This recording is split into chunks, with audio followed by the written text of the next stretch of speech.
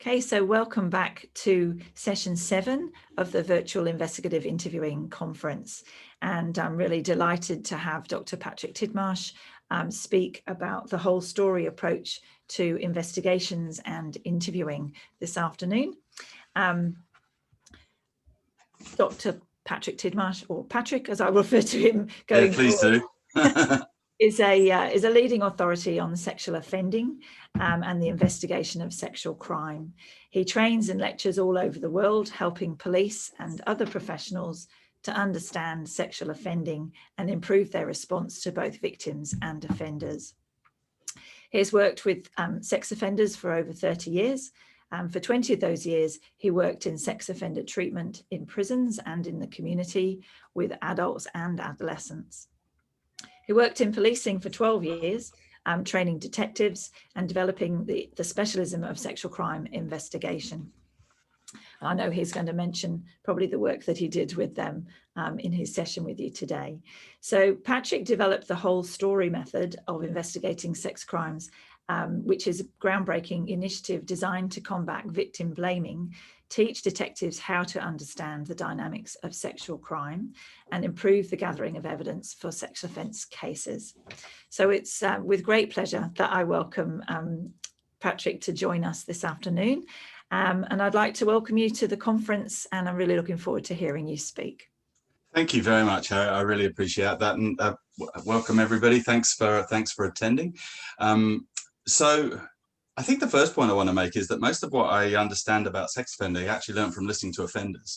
So that's the frame. And what I know from them, or what I've learned, I think most importantly from them down the years, is how to listen to victims. And of course, this is about interviewing here, and it's the component part of investigating sexual crime. As we always used to say in training at Socket, memories are our crime scenes, and eliciting memories, that's the job here. But rather than concentrate on just one area of investigation and interviewing, I want to try and cover all of it, all of the component parts of investigating sexual offences. So that includes child sexual abuse, adult sexual assault and rape, stranger or known, stalking, sexual harassment, and of course we can reference family violence and all other relationship-based crimes. So I want to sort of look at what the component parts are.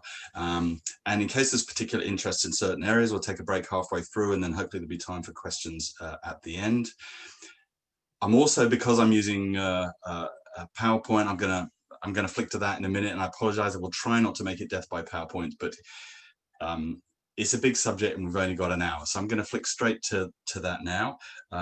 Actually, Harry asked me to say a little bit about what I'm doing now. So I finished with the Vic Poll last year, and so I'm now working for the University of Melbourne, helping the students to develop policies and practices that reduce and better prevent and respond to sexual harms amongst the students. Doing quite a lot of trainings with different police forces and groups like the Health Practitioners Regulatory Authority, because there's a lot of people investigating these matters outside of policing, and writing, of course. And so we'll talk a bit more about that later on when we get to it. So without any further ado, let's share screen and get into PowerPoint. So here are what I would consider the main component parts of what we're going to talk about. So what are the dynamics of relationship-based crime? And I'm going to concentrate particularly on sexual offending, obviously there. Understanding the offender. So one of the first things that we would say in training is what makes this different, offenders see the world a particular way, sex offenders see the world a particular way, they relate to other people in particular frames, and you need to understand who they are, what they do, and how they do what they do. And having said all that, I'm not going to talk too much about the theory of that because it just takes too long. But one of the areas that especially sexual crime investigators really need to understand is how these men see the world. So we'll cover a little bit. Then grooming, which is of course I think a really well-known word across the world now, and yet I'm not sure, certainly my experience of working with investigators, they didn't really know what it meant, so we'll talk about that. And then where within the grooming is relevant evidence that used to be ignored. We'll get on the whole story and how that came about. Now, myths and misconceptions there might look like a bit of a sidetrack, but believe me, it's not. It's absolutely critical to the training of investigators and also to fact finders later on. I'm going to talk about memory a little bit, but given that you had the session from Jane Goodman-Delahunty, I'm just going to click across that, and then in the last two bits of the session, we're going to talk about how do you elicit the best possible narrative from complainants, understanding the context in which we take those, and then we'll look at the similarities and differences between complainant interviewing and interviewing suspects, where the advantage, I suppose, the one advantage with suspects is we get to plan. Okay, so let's kick off. I'm going to give you a little bit of background next, which is just to get everybody on the same page, how much of this is happening around the world. So it is generally considered, and these are conservative figures, I don't need to alarm anyone, I'm sure you're well aware, that conservatively 1 in 5 girls and 1 in 12 boys around the world is sexually abused during their childhood, which equates, certainly in Australian context, to about 3 girls and 1 boy in every classroom in every year in every school all around the world. Which is utterly shocking and devastating, but it also means that investigators are going to meet this phenomenon if they haven't already. With rape and adult sexual assault, 20% of women and 5% of men. I think people are often shocked about that figure about men. But nonetheless, there are reliable statistics and research over many decades all around the world that suggest that those are reasonable, if not conservative, figures. So this is a highly gendered crime, whatever you think about the politics of that, and there is a lot of debate about that. It is irrefutable that the vast majority of sex offending is committed by men. If you want to look at people who suggest there might be more offending by women than is generally considered, then you might want to look up the work of Lara Stempel, for example, who says that the offending against men is largely underreported, and perhaps offending by women is underreported too. Having said that, in my experience, the vast majority of cases that we have dealt with have been men. And whilst women do offend, the dynamics of their offending are different. The reasons that they offend are by and large different. They are also much more likely to co-offend with other people, and nearly always men. So at least a third, if you look to that second point, of female offenders are co-offending or coerced into offending by men. And then the other figure that often surprises people is how much offending is done by other children and young people. So having spent 14 years running a program for young men who sexually offend, it was no surprise to see that figure. But I think for anyone who hasn't come across the phenomenon, just how much offending is happening from other young people is quite a shock. And at least a third of all offending against children and young people is done by other children and young people. So it means that our strategies for investigating and interviewing need to be flexible enough to cope with adolescent personalities, particularly when we come to interviewing, how different it is in interviewing adolescents than it is from interviewing adults, both in terms of the legality of it, but also the way we build rapport and create conversations.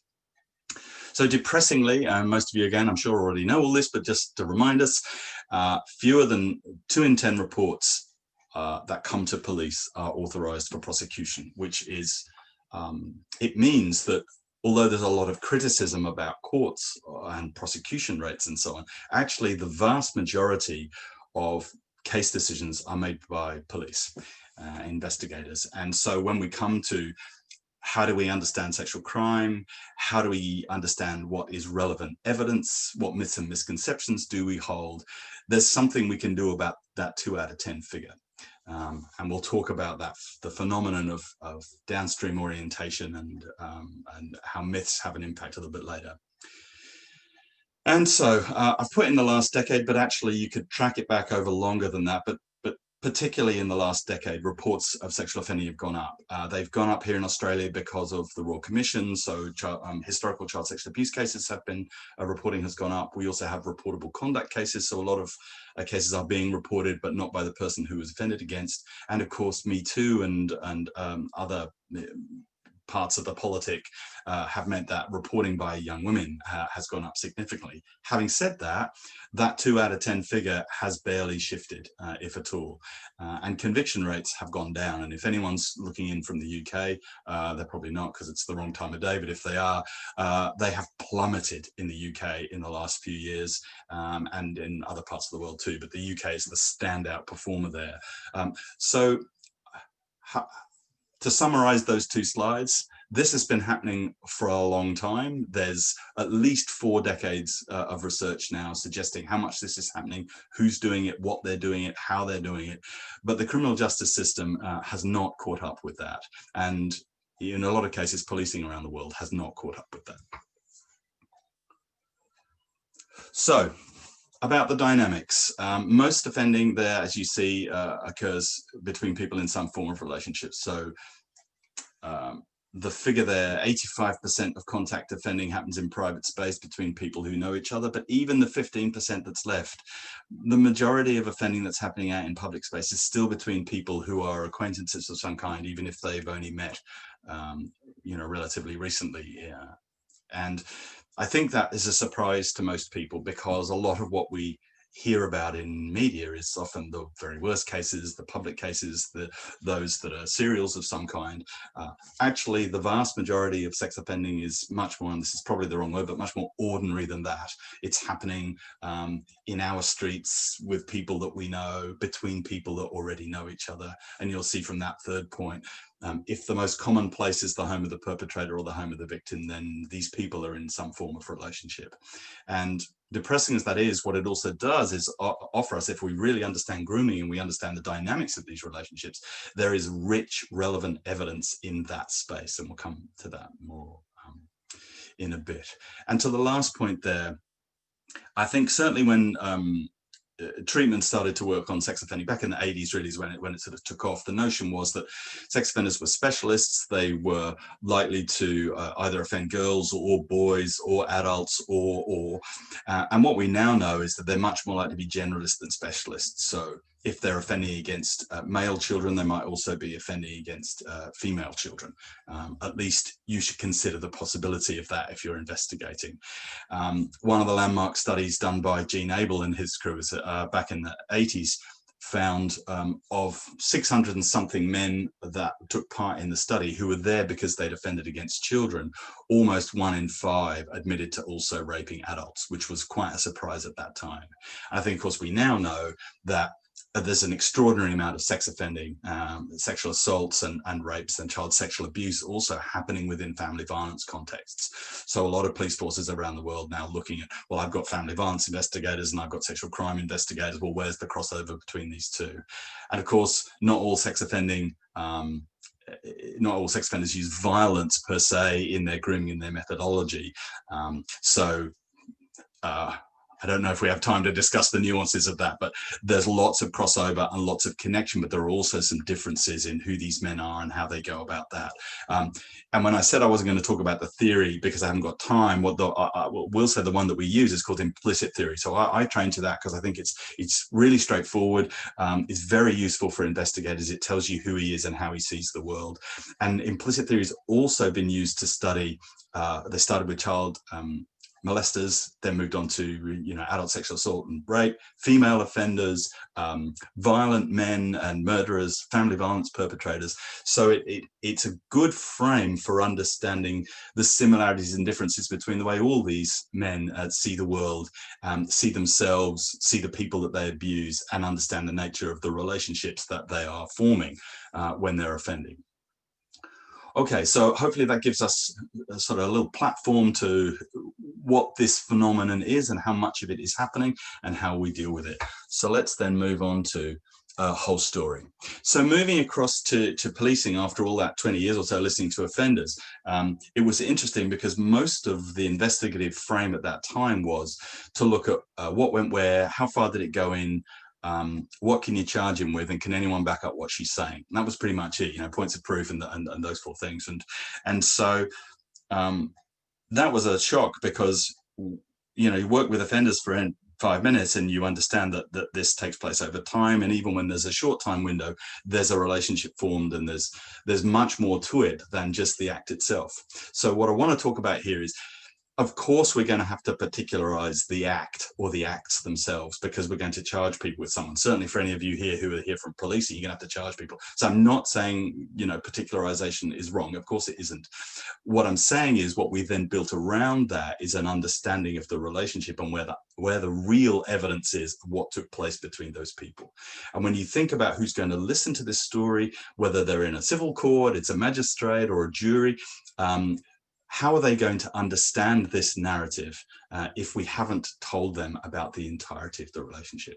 And the actual phrase whole story, because I mean, it's in one way a fairly well-worn one, but it came, so my colleague Mark Barnett and I both joined Vic Paul at the same time. He was there to improve their interviewing of children and other vulnerable witnesses, and I was there to teach about offending and improve suspect interviewing.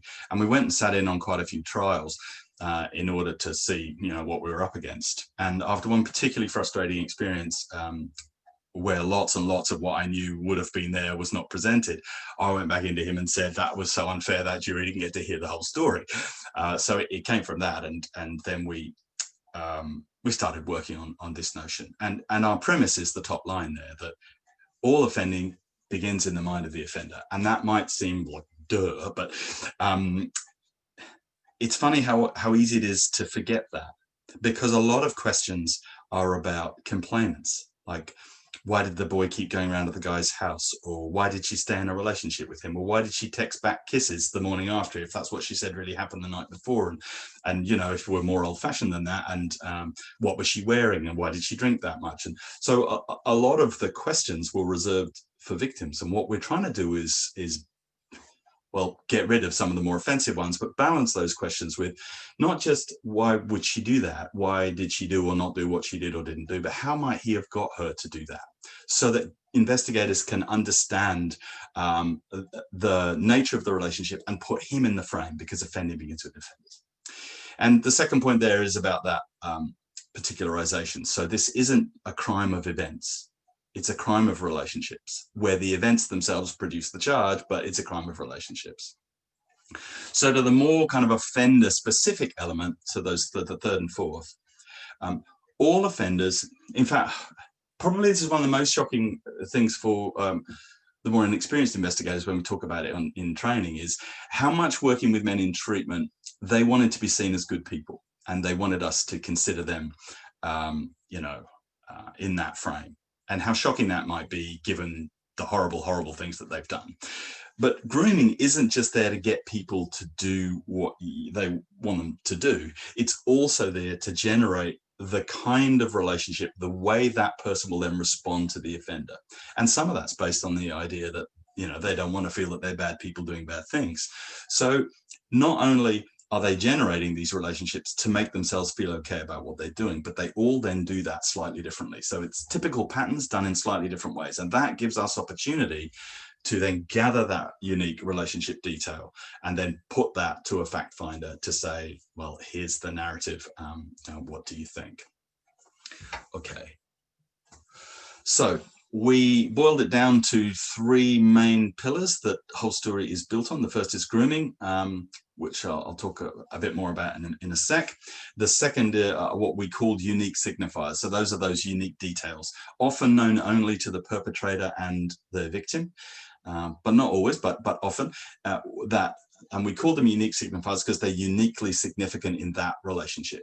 And they're very, very useful. They're useful in suspect interviewing. They're useful. We've got a phrase coming up in a minute about the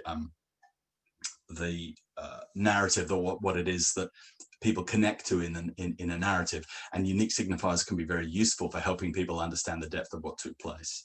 So the third point there, points of confirmation, is we concentrated on that because corroboration in the traditional sense in sex crimes investigations is often not there. There's no CCTV. I mean, sometimes they film it, and that's very useful, but mostly they don't. And DNA doesn't often tell you very much. It may tell you that something took place, but it doesn't tell you whether it's consensual or not, and so on and so forth. There's very seldom third-party witnesses to acts that took place. So we are in a narrative form here, where the interview, the complainant's statement, the interview with the suspect, and what can be confirmed or disconfirmed between comparison of those two narratives, that's the field that we're working in. So let's look at each of those in slightly more detail. So what we found working with investigators, most of whom, when they started the specialist training, had not worked in the crime theme before. What we found was they mostly understood grooming as the second part of that equation. So it was about showing pornography or asking whether you'd had a girlfriend, or those kinds of elements of that. So the sexualizing of the relationship. What they didn't see so clearly was how much time is spent developing power and control and authority over that person. So whether it's intrafamilial sexual abuse or extrafamilial, whether it's a sexual assault in a friendship network, there are always elements of power and control and authority. And just to really stretch that point, we also trained 2 crews from the transit unit, because, as you know, there's a lot of offending that happens on public transport. And one of those guys said to me, all right, well, whole story is fine if they're in relationship, but I've got a job on at the moment, and it's a complainant came in and said, this man sat opposite me, he stared at me for a while, and then he started masturbating in front of me, and those 2 people don't know each other. How does it work then? And I said, well, tell me everything you can about the case. And to cut a very long story short, he was a tradesman. He'd started working out of town on a new project, so he'd been on that line for a few times. They had CCTV of him getting on in the middle of the train. The woman is on the very final carriage. He gets on in the middle of the train. Each stop, he moves down a carriage, moves down till he's in that endpoint, and then over time, he moves to her part of the carriage. People start to get off, and it isn't until he is alone with her in that end of the carriage that he begins to stare at her, and then begins the offending. So even where people don't know each other, and incidentally, they were going back to look at the other 4 or 5 trips that he'd done on that station. I bet you he'd done exactly the same thing on that train every morning, at least some of the time he would have done. You can see that power and control and authority. And if you've got a man who's offending his own children, or a man who's sexually offending other people's children, it's the same processes in a different context, rather than some different methodology. So we started working on what we've obviously there called Grooming 1 and Grooming 2. And so Grooming 1 is always the beginning, and then Grooming 2 will come in. Sometimes that's a very short phase and very aggressive, but more often than not, particularly in family violence relationships or child sexual abuse, that might be over quite some period of time. So the Grooming 1 will continue. Grooming 2 then becomes part of the equation. And then after the first offense, you get a sort of Grooming 3 in a way, because there's a secret to be held there. And then all 3 of them will continue throughout that relationship. And even when there's no more offending, you'll often see Grooming 1 maintain quite some time after the offending, in order to maintain silence and power and control and so on.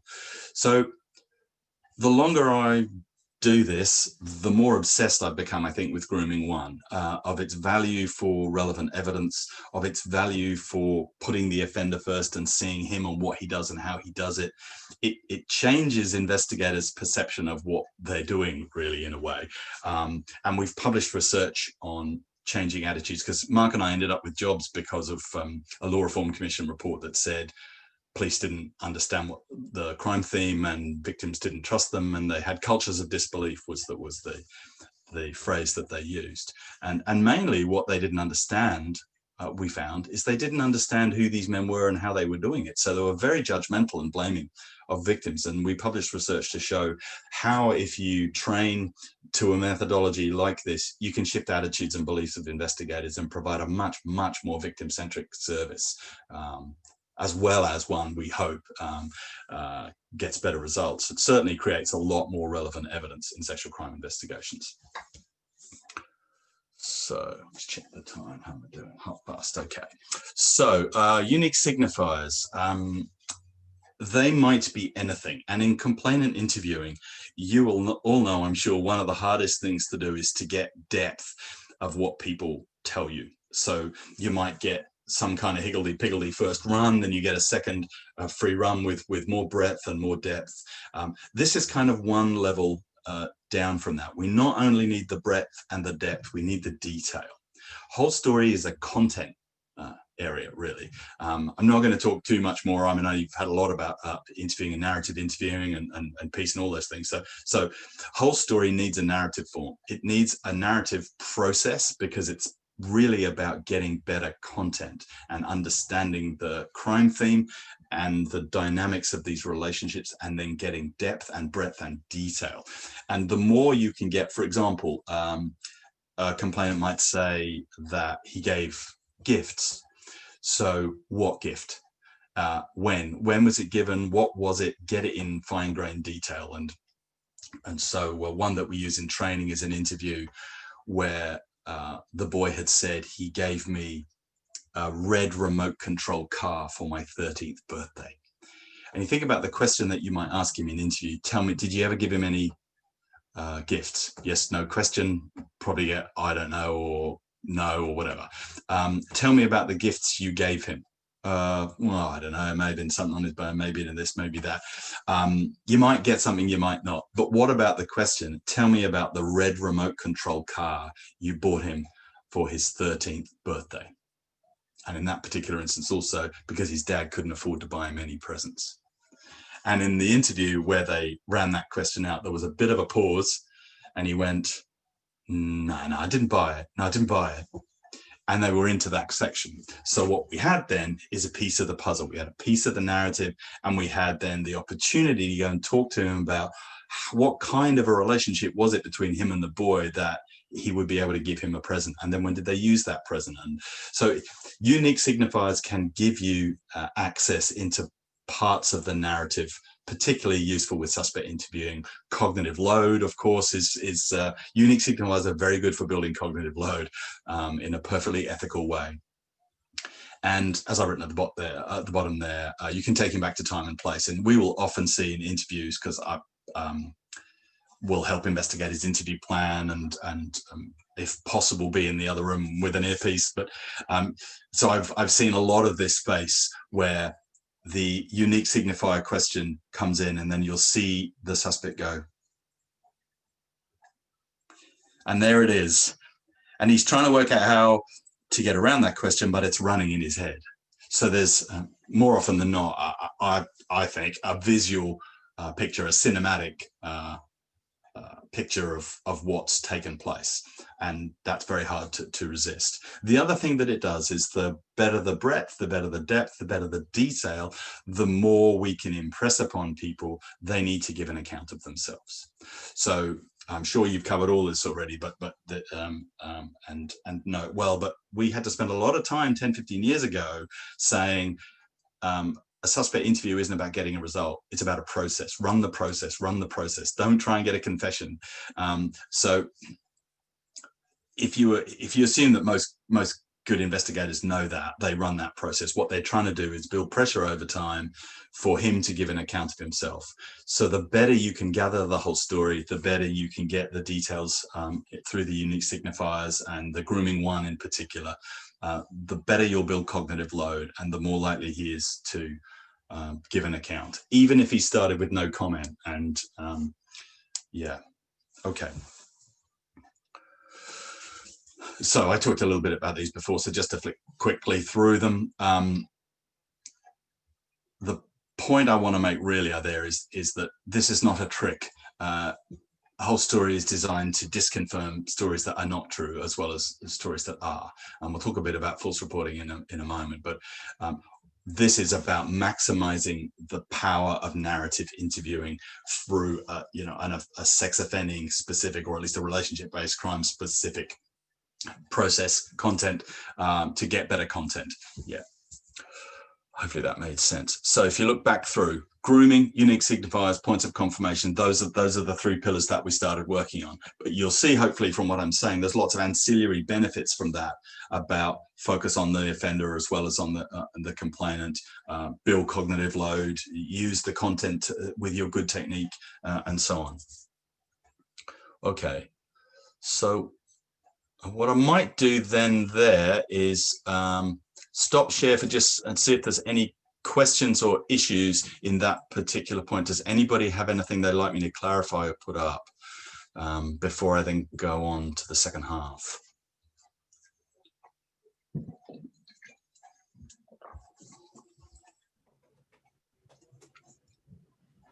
No? Okay, all right. Well, feel free to, oh yeah, there is, great, okay. Why have conviction rates reduced? Oh, thanks, Jane. That's,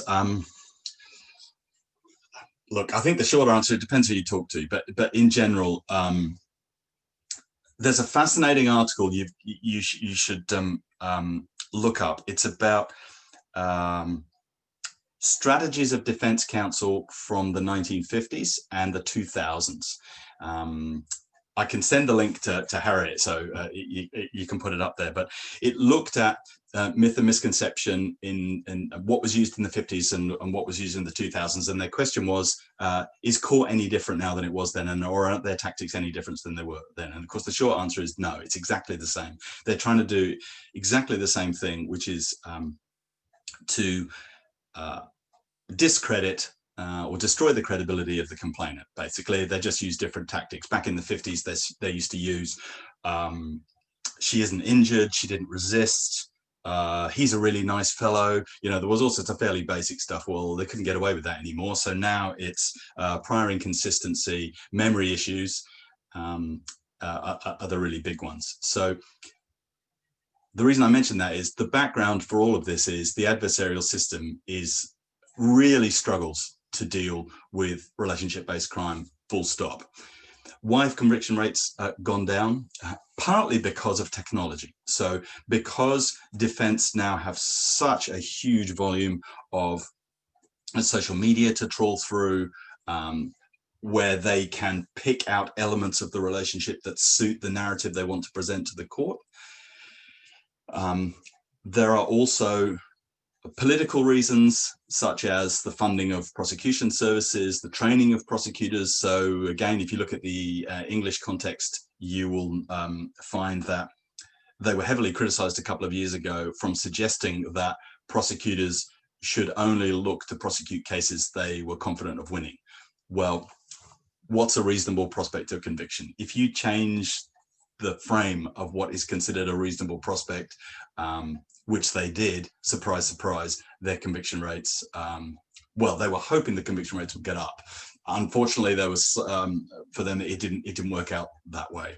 So my answer to your question is, I think, I'm not entirely sure, but there are multiple factors, including, or most of which is the adversarial system itself, and some of which is the ability, the ease with which defense counsel can use the technology and phenomena in our modern parlance to discredit the credibility of complainants. Tom, can you discuss how we guard against the appearance of bias when gathering evidence? Criminal investigation versus workplace investigation. Can you say a bit more about which bias you're talking about there, Tom? So are you talking about being biased towards the organization that employed you or to the person making the complaint? Because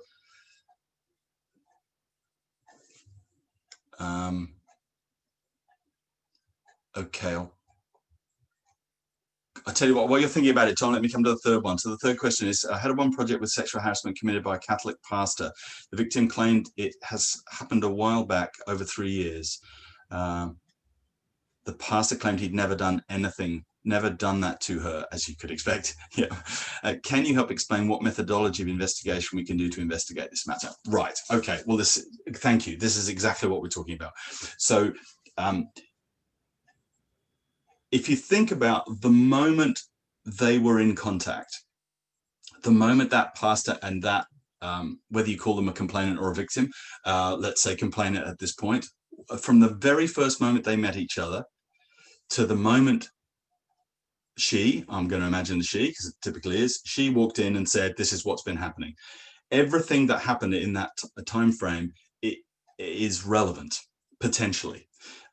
As long as it is relevant to the fact in issue, which is generally the commission of the offence, you're going to be able to get that into your to be heard by a fact finder. So you should be looking for every interaction that they had, now I don't know whether that did or did not happen, but I can tell you that the answer to whether it did or did not is probably in the first phase of their relationship. So how long did you say? It happened a while back, over 3 years.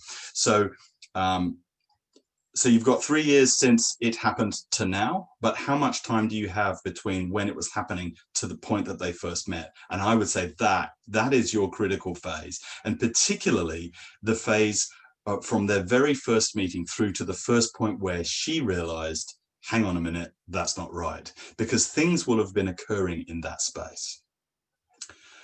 Okay, so I'm going to go to thanks. Thanks, Tom, for covering this. To gathering loads of evidence against a respondent, interviewing multiple witnesses for the complainant. How do you guard against bias? So if you are clear that your frame of investigation is the entirety of the relationship, then anything that that person has said about the nature of that relationship will lead you to avenues of inquiry. So for example, a job from a while ago, it was a work function at a conference where all the people were from similar businesses, including group from that same business. So she said that a whole range of things had happened in the workplace, but then a number of other things happened on that work function, the conference that they were on. So anybody, in a way, anybody who was there was a particular incident at the bar where there was a group of people, there was another person involved where a long conversation took place, and subsequent people, any of those people, if they're connected to the relationship between the parties involved, is a potential avenue of inquiry, because they all actually, to flick to a different case that's connected. So one of the first jobs I ever worked on when I was in treatment was a man who had abused his daughter, and one of the ways that he did it, he persuaded his wife to go out and back into the workforce, so she was out 2 nights a week. He used to fake punish the older boys to make the older boy go to bed early, and a whole range of other things. And the evidence there, so you might think that the mum was out of the house and the brother was in bed, what do they know? But they know about the grooming. So they know about the structure and the nature of that relationship. So how do you guard against bias? By having a clear process for what is considered relevant to that relationship and relevant to the allegations that are made. Gathering loads of evidence against a respondent. Well, you can only gather the evidence that's there. So you go to talk to those people and you ask them their understanding of what took place at particular times, events, dates, places. You gather their narrative. Then your defense against bias is that you were following lines of inquiry and gathering relevant evidence. And one of the things I really like about both narrative interviewing and whole story is that they're neutral. So the more investigators ask open questions, for example, the easier it is to defend against bias, because you asked an open question that doesn't ask for a particular answer.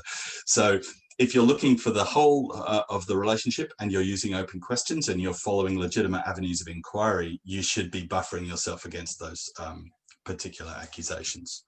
I hope that helps, Tom. Your standard proof is the balance of probabilities. Yes, well, lucky old you. So I've mostly worked in beyond reasonable doubt, which is an absolute bastard of a bar to set. But balance of probabilities, I think whole story is particularly effective on the balance of probabilities because it's about depth and breadth and detail of what people did and why they did it. And we're going to move on to talk about myths and misconceptions in a minute, and you'll see that the main myths and misconceptions that people hold are about misunderstanding the behavior of victims. And in fact, there's this phrase, counterintuitive victim behavior, counterintuitive behavior. And in some ways it's offensive, because the more you understand about offending, the more you realize that most things that victims do are completely intuitive. So I hope that helps. I'm going to flick back to share screen because I don't want to get too far behind, but we'll have space and time for questions again at the end. And then, of course, if people have particular issues that I've left unaddressed, or my answer to your question was inadequate, and I'm afraid Jane, I'm not sure I'm going to think more about that question.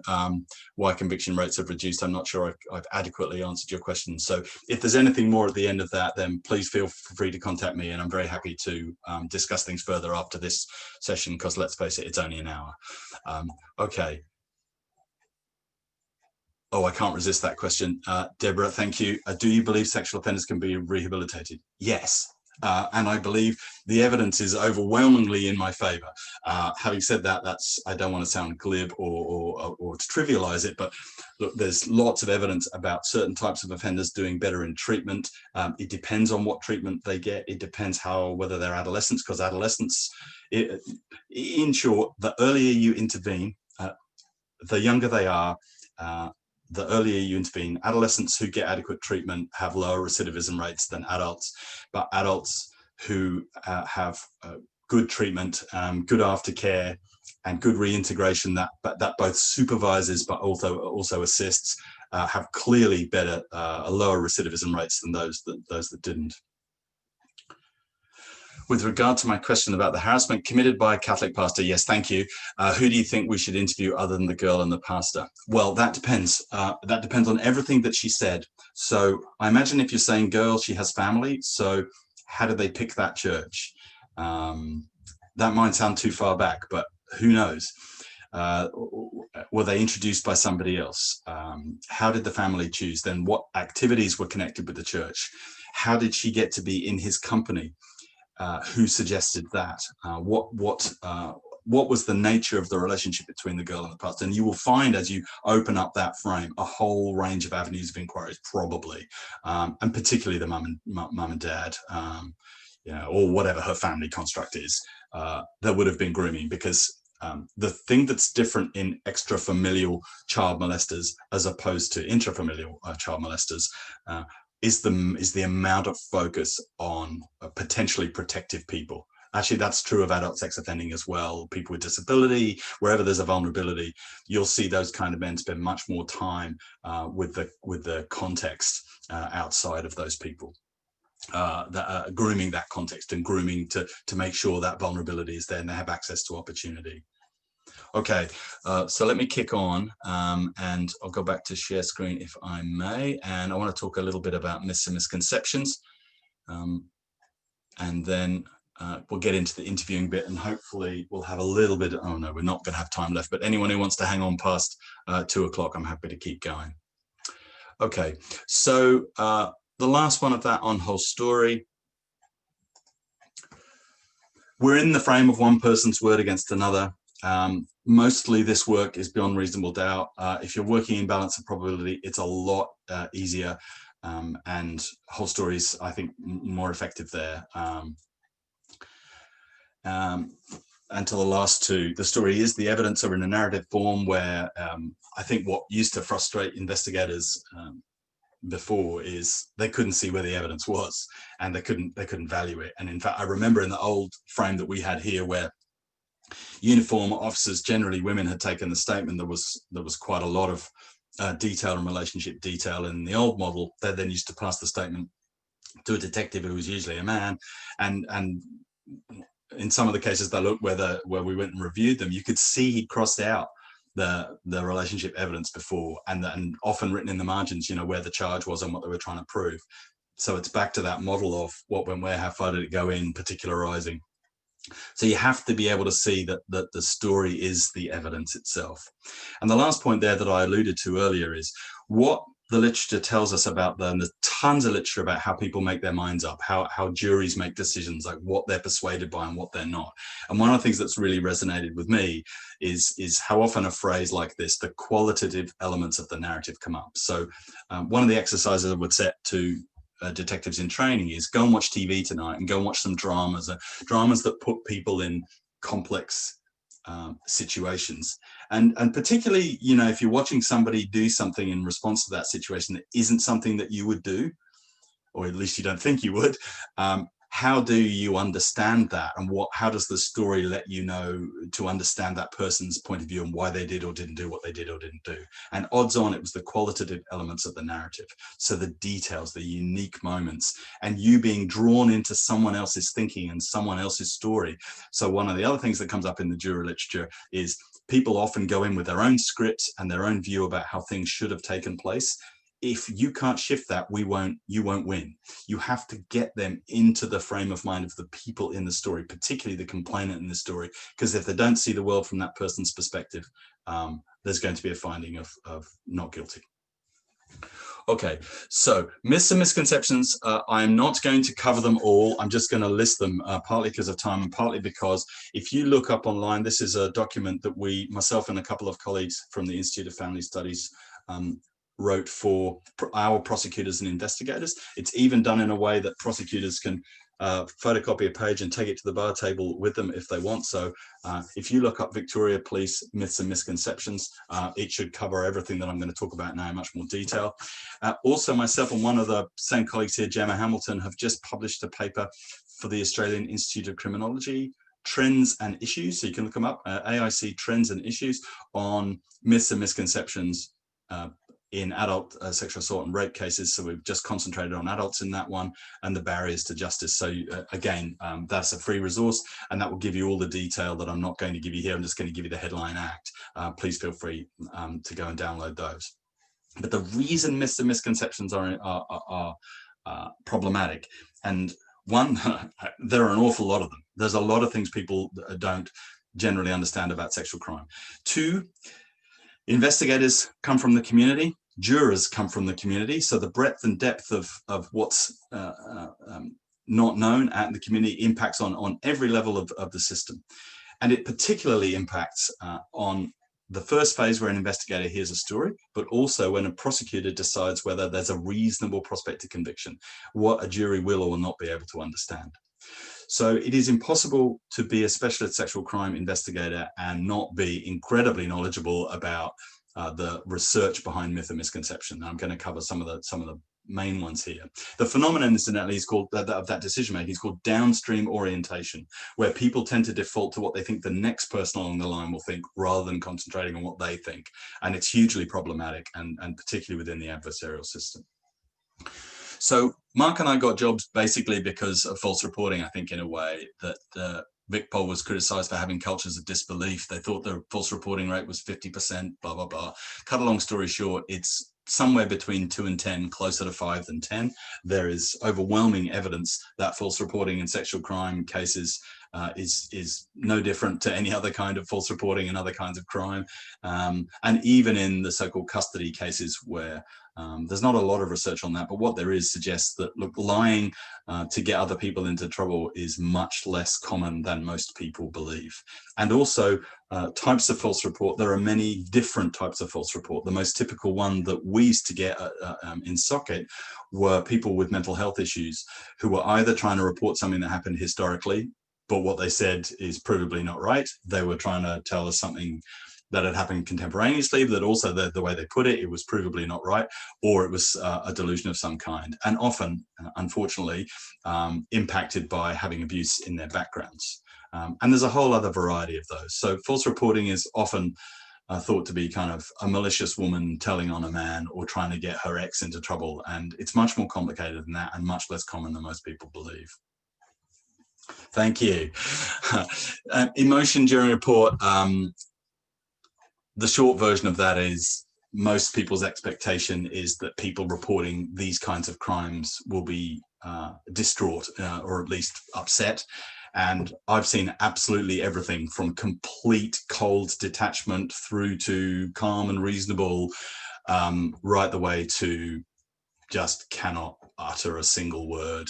So it's easy to get caught on how people ought to behave or how we think people ought to behave instead of how they actually are behaving, and not getting fooled by that. There's another set of misconceptions about continued relationship and delay in reporting. Well, Mark and I looked at the number of people who report. So it's about 1 in 7, 1 in 8 reports of rape. Reports by children in childhood is less than 1 in 10 on unreliable figures, I have to say. The Royal Commission into Institutional Responses to Child Sexual Abuse found that the average age of, or the average delay reporting historical child sexual abuse was somewhere between 22 and 26 years. And it was different for men and women. So delay is typical. And we look then at the, in VicPol, the reporting and immediate reporting is a 72-hour window. So we looked at all the people that were reporting outside of that 72-hour window. And we found that rather than being counterintuitive, 95% of people delay their report beyond that 72-hour window. So delay is typical, not aberrant.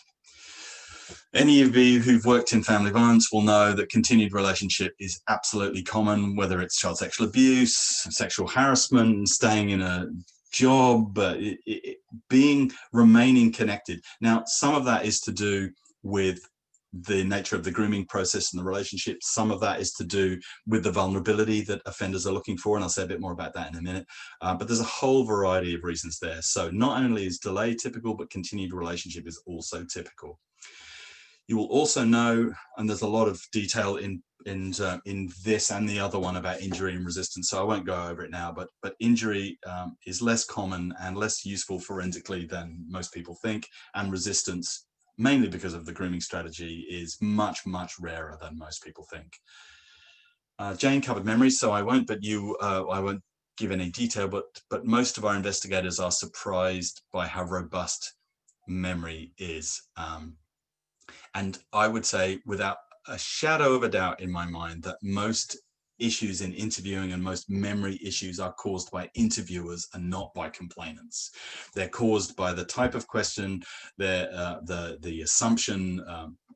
It's us, we're the problem, not the people telling the story by and large. And the last point there about alcohol is that I think our investigators are also surprised how robust memory is, even under the influences of quite considerable amounts of alcohol, particularly core memory. So just because both parties were drunk doesn't mean you cannot establish that a crime took place.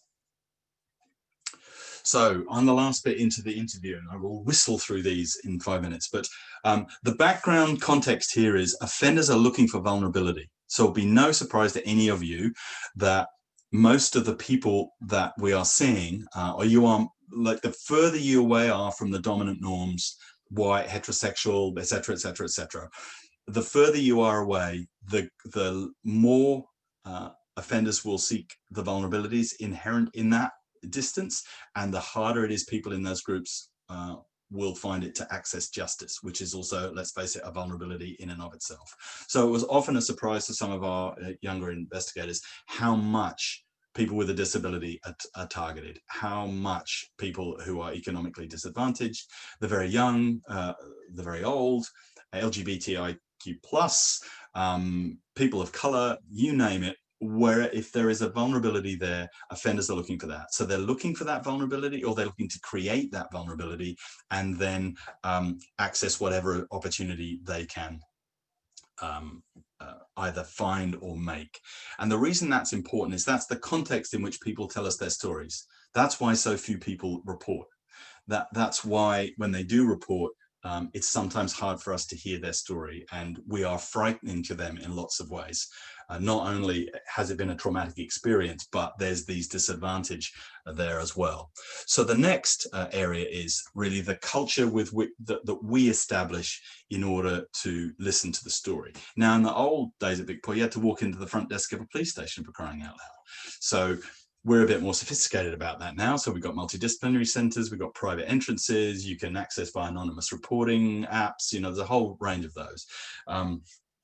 But I wanted to say something about the culture more broadly as well, which is VicPol were criticized for having a culture of disbelief in victims, and that they felt the community had lost confidence in policing.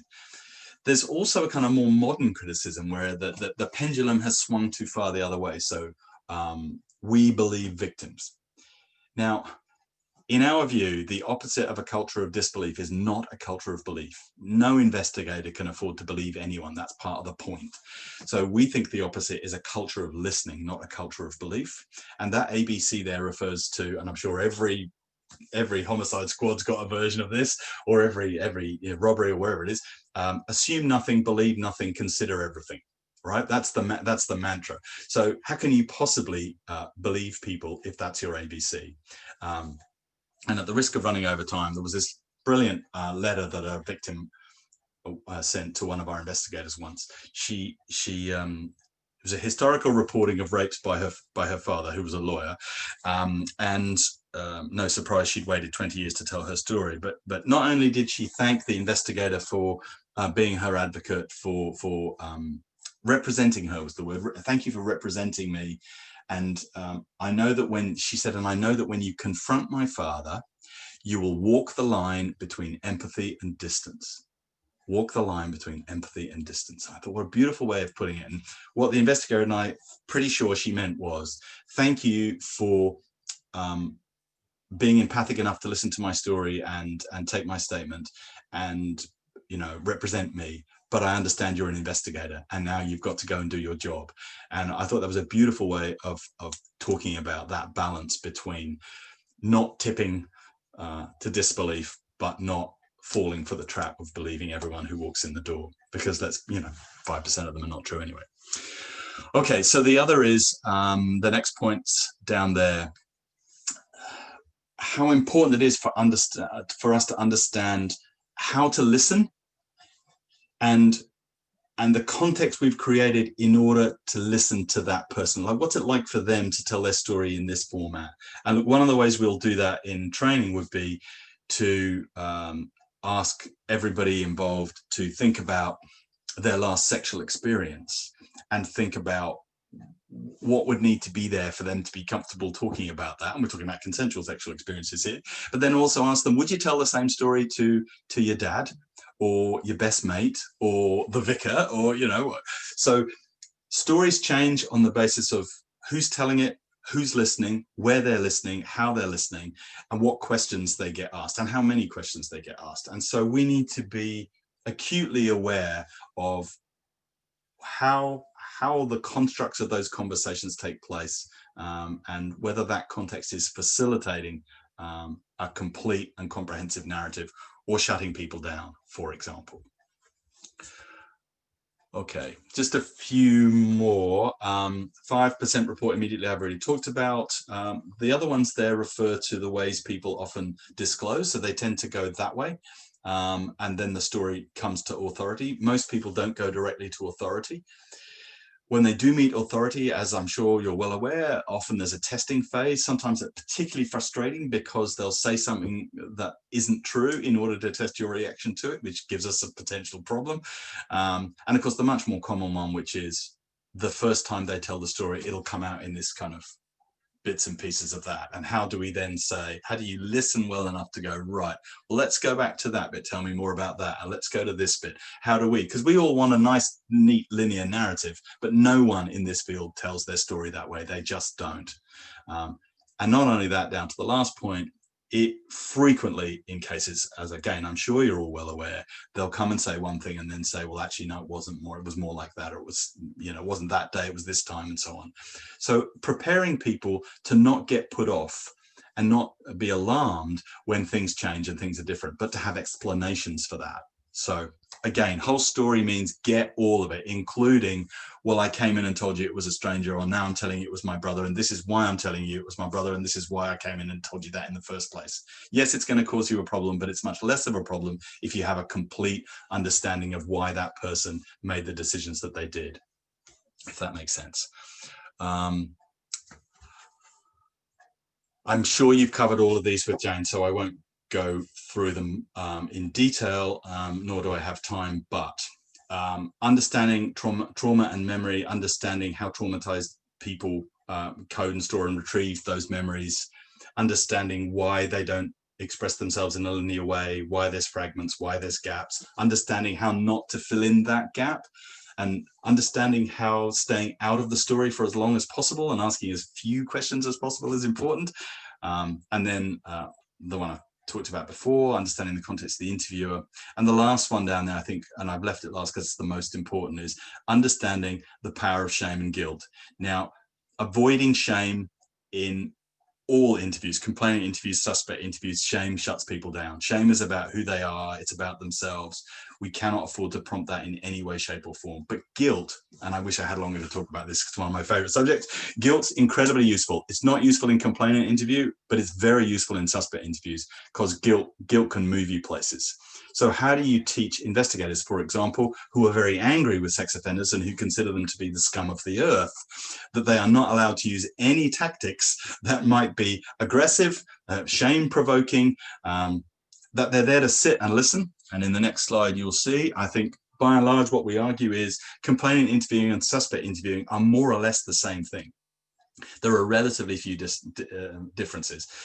The big ones are they're motivated by different things to be there, and perhaps even more importantly and more simply, you've never heard a complainant story before, so it's largely a technique issue. It's shut up and get out of the way, and get the breadth, get the depth, get the detail, and use technique. Whereas with suspects, we've heard the story before, at least the complainant's version, so you can plan and you can construct. And I'll just talk very, very briefly about interview planning in a sec. But before I do, the points I think are the same. You'll see in that next line: universality of rapport and depth and breadth, the multiple narratives and all those things. And I think for lots of less experienced investigators, that's a surprise, because they used to see complainant interviewing as I shut up and they listen and they tell me, and a suspect interview is I'll ask the questions and you give me the answers. And our view is no, they're all like that. They should all be like that. Yeah. Okay. So lastly, and if anyone's interested, I have an interview planning template that we teach investigators to use that makes sure they gather the relevant evidence, they gather the grooming 1 and 2, make sure they focus on the unique signifiers. And so planning for suspect interviewing is relatively straightforward if you know what it is. If you interviewed the complainant well and you got the depth and breadth of that relationship, interview planning is a lot easier. And if you got detail, it's more easier still.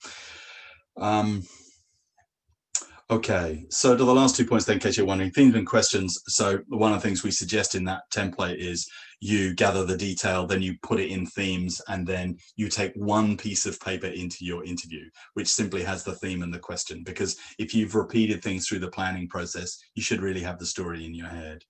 And most of our less experienced interviewers, like the old style used to be, I'll just go in and wing it, and of course, hopeless, except for a very, very small gifted few.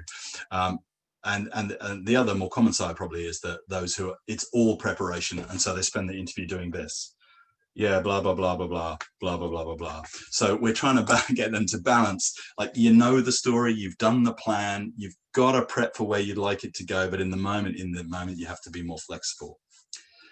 Okay, so hopefully what that gives you then is a snapshot across the whole spectrum of how to investigate this crime theme, what kind of elements of knowledge, victimology, myths and misconceptions, understanding of the psychology of offenders, all those things in the background before you get to the principles of interviewing complainants and interviewing suspects. And whether you use whole story or some other methodology, if it isn't dealing with this as a relationship-based crime, and it isn't using something like narrative interviewing and putting the content frame on that, then you're really missing so much potential relevant evidence in these cases. Okay.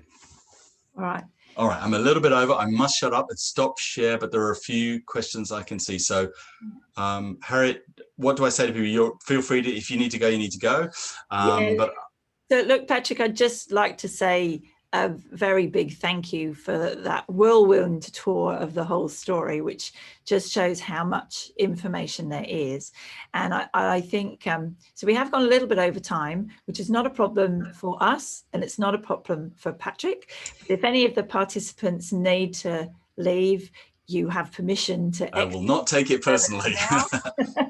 Thank you, Tom, for your comment. And if you are happy to stay online, Patrick, I know there will be some more questions.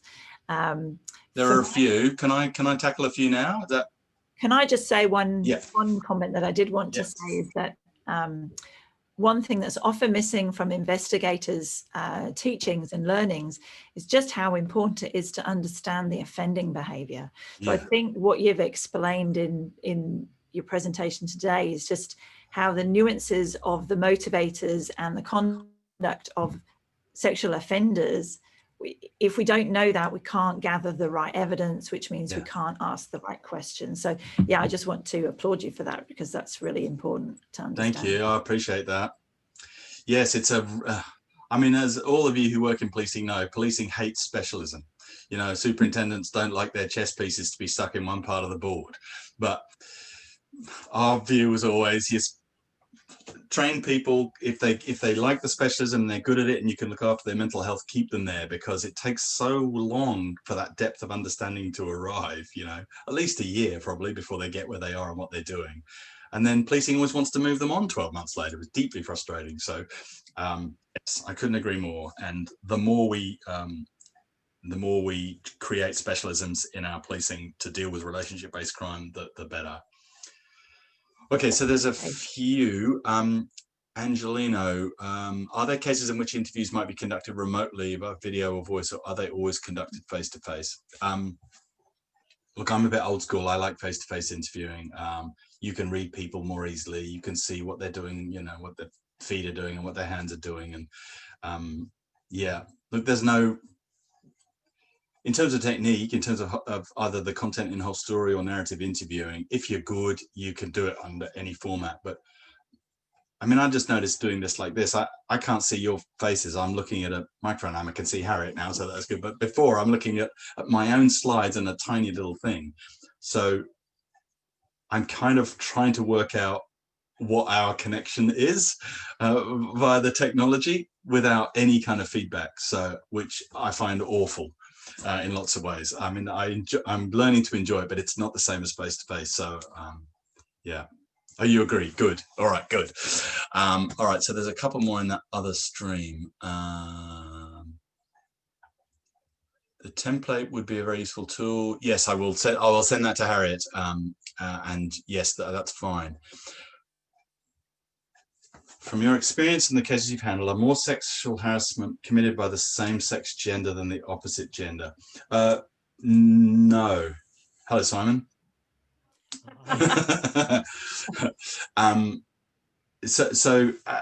most typical dynamic, well, for example, in policing, it's male sergeants and new junior officers. That's the most common group, sergeants and senior sergeants.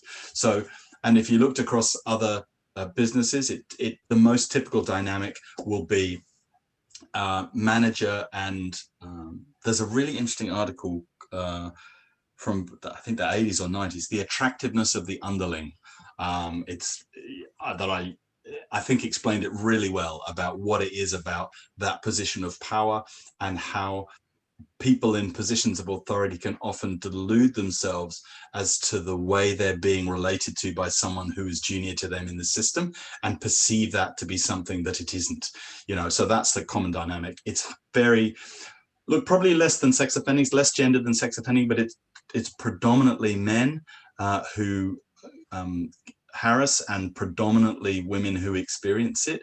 But that is it's not the same as sex offending. So there are more women harassing. The same vulnerabilities apply, however. So the further you away are from the dominant norms, the greater the percentage. So LGBTIQ+, people of color, again, you see all those same elements there. And yes, there is a considerable amount of same-sex harassment, but still the typical dynamic is a male offender and a female victim. Sorry for the random question. It's not random. It's not a random question. Yes. Patrick, I think the next question on there was, how can we avoid creating further trauma by asking victims to relive their experiences and asking them to address the more specific questions? Sorry, say that again. Sorry, it was, how can we avoid creating further trauma by asking victims to relive their experiences and asking them to address more specific questions? Right. So first and foremost, actually, before I answer that, just in case Ben's going, the phrase you're looking for is downstream orientation, Ben. Downstream orientation, that's that one. In answer to this, first of all, it depends. In most cases, people have come forward to tell their story. We're not re-traumatizing them, we're listening. So the most important skill in any investigation, the most important skill, full stop, is listening. Our ability to listen and frame our response to them as, I am here to listen to your story. Now, in the literature about difficult conversations, most people talk about what they need at different phases of interview. So before the interview, being listened to isn't particularly important, but being treated with respect and having the process explained are very important. So our ability to understand what people need at different phases, because surprise, surprise, in the interview itself, listening becomes much more important. You want the person who's hearing your story to listen to what you're saying, and the others drop off in terms of importance. So understanding that people have chosen, by and large, to come and tell their story, that if we know how they need to be treated at different phases of telling that narrative, we're not re-traumatizing them. Now, some of the more difficult elements come in when, for example, if you were to listen to a story and you knew that a fact finder would struggle to understand some aspects of that because of myths and misconceptions, we would say, well, you don't need an expert witness. You've got an expert already in the room. There's this, the person telling the story. You should go back and ask them why they did or didn't do what they did or didn't do. And some of those can sound like quite pejorative questions, like, why did you keep going around to his houses? Or why did you why did you text him your number? Or you know, those kinds of things. But you're going to have to ask. So again, it's your understanding of how do you say to someone, look, this is the process of adjudicating your story. This is what's going to happen. People down the line are going to pick through your story and look for flaws. So I want to make sure that I cover everything that you've told me and have an explanation for everything that took place here. So these might be difficult questions, but understand where I'm coming from in asking them. I'm there because you're the expert and you understand, and I want to know what you think about that. So I would then ask those questions on that basis. Hope that helps. That's great. And Patrick, the next question was, I missed it. So there's one from Dave. It says, what's your view of questions like, has there been a disclosure of sexual offence matters early in investigations when an allegation of crossing professional boundaries may have occurred? Questions exist around what level of crossing boundaries are with... Sorry, David, I'm wondering if you could retype that question. It's not making... I'm not sure I'm able to phrase it correctly. I think there's one element of that. I'm pretty sure I know what you mean, Dave. And I think the issue there is, if I'm right about that particular bit, you're saying, can you ask a question? That is a leading question, so no. But it depends who you're asking that question of. Are you clarifying of the people? Let me start again. If a child reported that, was it reported by a child? Are you listening to a teacher tell you what a child told them? It depends who you're asking the question of. So it's still a leading question, but I would go with, can you tell me everything that the child said to you?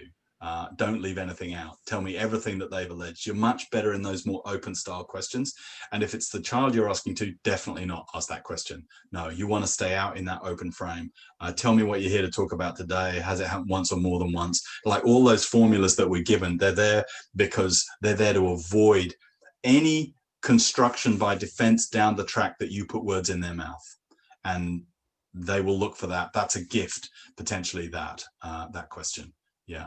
If I were defense counsel, I'd been suggesting that you created that, and I'd be pontificating about, you know, false memory syndrome and blah, blah, blah, blah, blah. Yeah, I'm gilding the lily now, but hopefully you get the point. All right, thank you. I think that clarified. Dave's just written a response in there, and I think that's what he was meaning about asking supervisors. Yes. Then yes, back to the first bit of my answer. So yes, yeah. But again, you're better with an open question than that. Tell me everything that's been disclosed, rather than specifying what may or may not have been. Yeah. Okay. And I think the final question, Patrick, is one from Jody, which said, could you explain the reasoning behind the police refusing to allow a suspect to provide a voluntary statement, and on several occasions over a number of weeks? Probably not. I mean, I can tell you why police don't like voluntary statements, because they've often had, been prepared by a lawyer, or if not, their belief is that he's thought that statement through, and so it's not going to provide them with anything. And they're probably right more often than not.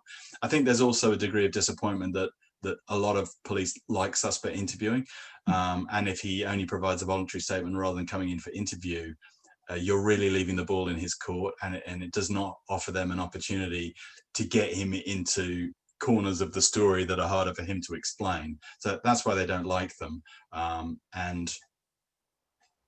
But as to the specifics of that story, I don't know, but I imagine it's some of those themes. Yeah. All right. Look, thank you ever so much, Patrick, for what's been an Thank you.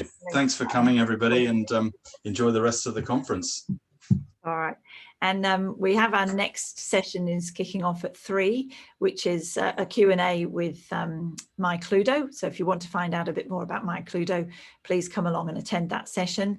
Other than that, our final session is tomorrow morning with Dr. Andy Griffiths, who's going to be signing in from the UK. So please make the effort to attend that last session. But thank you very much for your time today, Patrick. Thanks, Harriet. I really enjoyed it. Bye. Bye.